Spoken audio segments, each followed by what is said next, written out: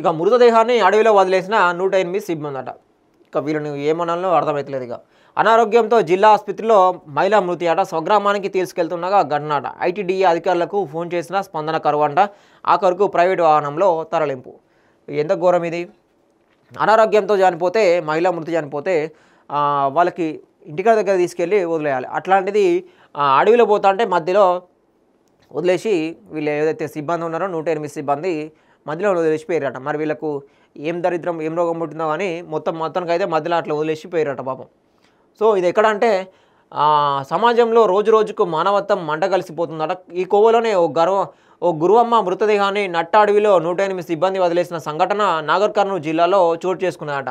నాగర్ కర్నూలు జిల్లా లింగాల మండలం ఈర్లపేటకు చెందిన మండ్లి గురువమ్మ 29 సంవత్సరాలు అనే మహిళ గత 10 రోజులుగా క్రితం అచ్చంపేట ప్రభుత్వ ఆసుపత్రికి వైద్యం కోసం వెళ్ళిందట. పరిస్థితి విషమించడంతో అక్కడి నుంచి మహబూబ్నగర్ ఆసుపత్రికి రెఫర్ చేశారంట. అక్కడ కూడా పరిస్థితి చేయి దాటడంతో తీవ్ర అనారోగ్యంతో గురువమ్మ గురువారం సాయంత్రం మరణించిందట. కాగా మృతదేహాన్ని 108 అంబులెన్స్లో తీసుకువచ్చిన సిబ్బంది ఫరహాబాద్ చౌరస్తా వద్ద అడవిలో సాయంత్రం 6 గంటలకు వదిలి వెళ్ళారట. అక్కడి నుంచి తమ స్వగ్రామమైన ఈర్లపేటకు మృతదేహాన్ని ఎలా తీసుకువెళ్లాలన్నది అర్థం కాక రాత్రంతా మృతదేహం వద్ద రోధిస్తూ ఉండిపోయారట. ప్రభుత్వ వాహనమే కదా మా పెంటలో పెట్టారని వైద్య సిబ్బందిని వేడుకున్నా పట్టించుకోకుండా అడవిలో వదిలిపెట్టి వెళ్ళిపోయారని చెంచులు ఆవేదన వ్యక్తం చేస్తారట. రాత్రి సమయంలో మేము నిద్రలో ఉండగా మృతదేహాన్ని ఇలా అడవిలో వదిలిపెట్టడం ఏంటని చెంచులు కుటుంబ సభ్యులు ఆరోపిస్తున్నారట. ఐటీడీ అధికారులకు శుక్రవారం ఉదయం నుంచి ఎన్నిసార్లు ఫోన్ చేసినా సమాధానం లేకపోవడంతో ఆటోలో మృతదేహాన్ని ఈర్లపేటకు తీసుకెళ్లారని చెంచులు పేర్కొన్నారట.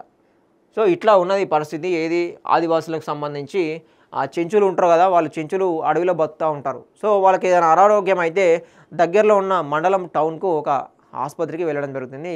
అయితే ఈ మహిళ ఎవరైతే ఉన్నారో 29 సంవత్సరాల మహిళ పాపం అనారోగ్యంతో బాధపడితే గత 5-6 రోజులుగా హాస్పిటల్లో ఉంటే 10 రోజులుగా ఉంటే 10 రోజుల తర్వాత చనిపోవడం జరిగింది. సో చనిపోయినప్పుడు ప్రభుత్వం నుంచి ఒక వెహికల్ కూడా ఇవ్వడం జరుగుతుంది. ఆ వెహికల్లో తీసుకెళ్ళి ఇంటికాడ దింపడం జరుగుతుంది. సో అట్లాంటిది వెహికల్ ఉన్నా సరే 108 సిబ్బంది వీళ్ళు మరి చెంచులనా చెప్పేసి మరి ఏ ఫీలింగ్తో అని చెప్పేసి మరి వాళ్ళకు నిర్లక్ష్యమా లేదంటే పని ఎక్కువైందా లేకపోతే మరి పని తక్కువైందా మరి వీళ్ళకే తెలియాలి. ఎందుకంటే మధ్యలో వదిలేసి పోయారు అన్నమాట. చనిపోయినా కూడా మానవత్వం చూపించే కూడా పరిస్థితి అన్నమాట. అట్లా వీళ్ళు ఉద్యోగులు కావచ్చు, వీళ్ళకు వచ్చేదే 108 అంటే ఎప్పుడో ఒకసారి కాల్ వస్తుంది. అప్పుడు వచ్చినంతసేపు వీళ్ళు ఖాళీగానే ఉండడం జరుగుతుంది. ఏది ఆ టౌన్లలో వెహికల్స్ ఎక్కడైతే అందుబాటులో ఉంటాయో వాళ్ళ పరిధి మేరకు ఒక 108 సిబ్బంది ఎప్పటికీ వెహికల్లోనే ఉంటారు. వాళ్ళు అసలు పనే ఉండదు వాళ్ళకు. పొద్దున్నాక ఎప్పుడైనా కాల్ వస్తే ఎమర్జెన్సీ ఒక 2-3 గంటలు పని ఉంటుంది. దాన్ని వాళ్ళకు అప్పయ్యపడము, ఆసుపత్రికి తీసుకెళ్లడము ఇట్లాంటి పని మాత్రమే ఉంటుంది. మిగతా అంతా వాళ్ళు అక్కడ ఏదైతే హాస్పిటల్ దగ్గర వెహికల్ ఉంటుందో అక్కడే ఉండడం జరుగుతుంది. వాళ్ళకి ఆఫీస్ ఉంటుందో అక్కడే ఉండడం జరుగుతుంది. సో ఇట్లా పని లేకున్నా కూడా పెద్ద పని స్ట్రెస్ అయినట్టుగా వీళ్ళు వ్యవహరిస్తూ ఉన్నారు.